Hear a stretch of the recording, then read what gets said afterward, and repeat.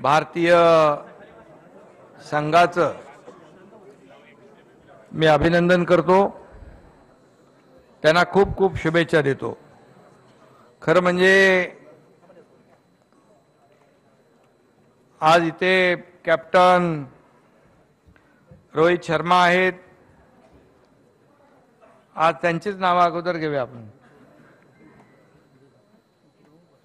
सूर्यकुमार यादव आहे, यशस्वी जयस्वाल आहे, शिवम दुबे आहे आणि अरुण कानडे, पारस मांबरे, या सर्वांचंच मी महाराष्ट्र सरकारच्या वतीने मनापासून स्वागत करतो, मनापासून त्यांचं अभिनंदन करतो। आणि या स्वागत समारंभाला उपस्थित अध्यक्ष विधानसभा राहुल नार्वेकर जी, आपले लोकप्रिय उपमुख्यमंत्री देवेंद्र फडणवीस जी, आपले उपमुख्यमंत्री अजितदादा पवार जी, डॉक्टर नीलमताई गोरे उपसभापती, विरोधी पक्षनेते अंबादास दानवे, आपले बीसीसीआयचे खजिनदार आहेत ना ते,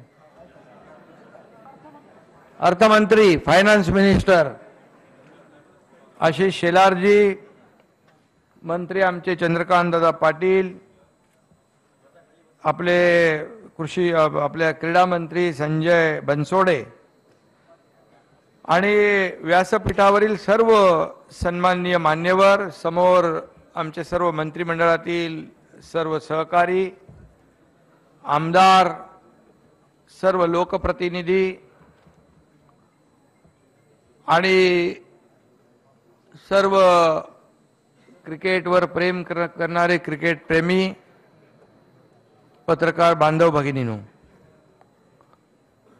खरं म्हणजे 17 वर्षाच्या प्रतीक्षेनंतर आपल्याला भारतीय संघाने T20 विश्वचषक जिंकला। खरं म्हणजे जेव्हा पाकिस्तानला त्यांनी हरवलं तेव्हा अर्धा वर्ल्ड कप आपण जिंकलाच होता।